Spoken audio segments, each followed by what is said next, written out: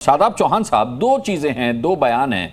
सवाल एक ये है कि अबू आजमी साहब ने जो कहा, क्या आप उससे इत्तेफाक रखते हैं कि योग जरूरी नहीं है, नमाज जरूरी है? मैं कहता हूं योग भी जरूरी है, नमाज भी जरूरी है। दूसरा एसटी हसन साहब का बयान है कि योग तो घर में भी हो सकता है। अरे भाई, कई सरकारी कर्मचारियों को मैं जानता हूं जो 5 वक्त की नमाज पढ़ते हैं अपने काम से ब्रेक लेकर के, तो नमाज भी घर में हो सकती है। और अगर आप ऑफिस में हैं तो जाहिर सी बात है आप ऑफिस में नमाज पढ़ रहे हैं। और अगर आप अपने कार्यकाल के दौरान उस 9 से 5 की शिफ्ट में ऑफिस के अंदर हैं तो योग भी आपको ऑफिस में ही करना पड़ेगा ना।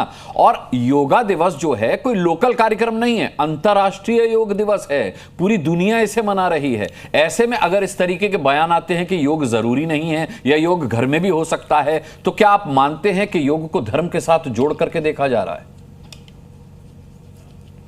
देखिए अनुराग जी, मैंने पहले भी कहा कि अबू आसिम आजमी साहब और सपा के कुछ लोग बीजेपी के साथ मैच फिक्सिंग कर रहे हैं इस तरह के बातों को में विवाद उत्पन्न करके।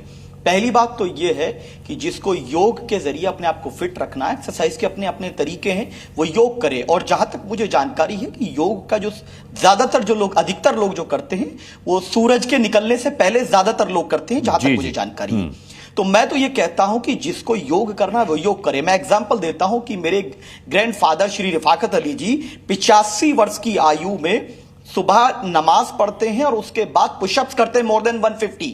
तो उनका एक अपना लाइफ स्टाइल है। तो फिट रहने के लिए सरकार अगर कोई चीजें कर रही है, लेकिन उसमें धर्म का नजरिए को लाना और किसी भी प्रकार से विवाद उत्पन्न करना। नमाज की बिल्कुल अहमियत, हमें यह फील होता है कि फजर की नमाज थोड़ा लंबा इसीलिए कराई जाती है कि बॉडी के मूवमेंट्स हो और एक जगह बॉडी स्टेबल हो। तो अपने अपने विचार हैं, और अगर हिंदू भाई अपने हिसाब से करना चाहते हैं या कोई कॉमन एक्सरसाइजेज हैं, आजकल बहुत सारे जिम हैं हिंदुस्तान के अंदर, रोज योगा होता है। योगा कोई एक सिंगल डे के लिए तो नहीं है, ये तो ठीक है कि प्रतीकात्मक किया सरकार ने, लेकिन ना तो किसी पे इंपोज किया गया, ना इंपोज करना चाहिए। जो जहां पर अपने आप को बेहतर फील करता है वो बॉडी को फिट रखने के लिए एक्सरसाइज करे। और एक मेरी आपत्ति है कि जो भाजपा के मित्र हैं हमारे, उन्होंने बहुत सारी अच्छी बातें कही, लेकिन उन्होंने एक इस्लाम के ताल्लुक से एक बिल्कुल व्हाट्सएप यूनिवर्सिटी वाली बात की कि 1100 साल पुराना मजहब।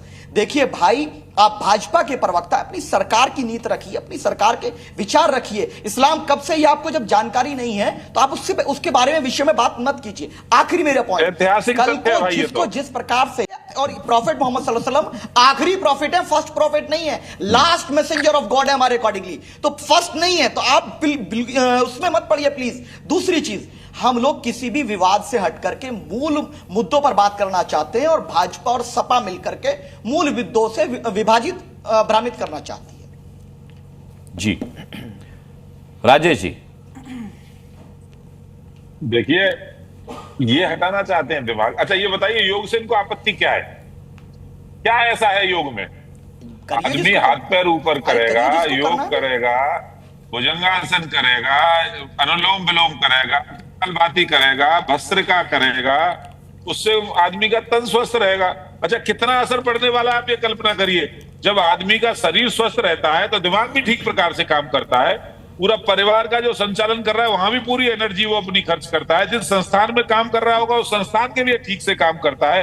दूसरी बात, यदि कोई व्यक्ति बीमार हो जाए, आप कल्पना करिए जहां वो काम कर रहा है वो काम छूट जाता है, परिवार के 2 लोग उसकी सेवा में लग जाते हैं, और दवाइयां लेने बाजार में जाता है तो आर्थिक नुकसान होता है। भाई देखो दवाई विदेशी खा रहा हो, जो बाहर से जिसका वो कंटेंट आया हो, तब तो और ज्यादा नुकसान, देश का भी नुकसान होता है। तो प्रत्यक्ष रूप से किसी भी असाध्य रोग का इलाज योग है। इसको आप क्यों धर्म से जोड़ रहे हैं? मेरी बात ये समझ ली, पूरी दुनिया कर रही है, अंतरराष्ट्रीय योगा डे है, पूरी दुनिया उसको मान रही है, भारत में रह करके नहीं मानेंगे। तो ये विशुद्ध रूप से केवल अपनी राजनीति करने का काम कर रहे हैं, और उन भोले भाले लोगों को बीमारी रखना चाहते हैं। वो जो कम पढ़े लिखे लोग हैं, जो बेचारे सीधे सज्जन लोग हैं, इनके अनुयायी लोग हैं, उनको दूर करिए कैसे भी। इनका मकसद केवल ये, दूसरा कोई काम है नहीं इनका।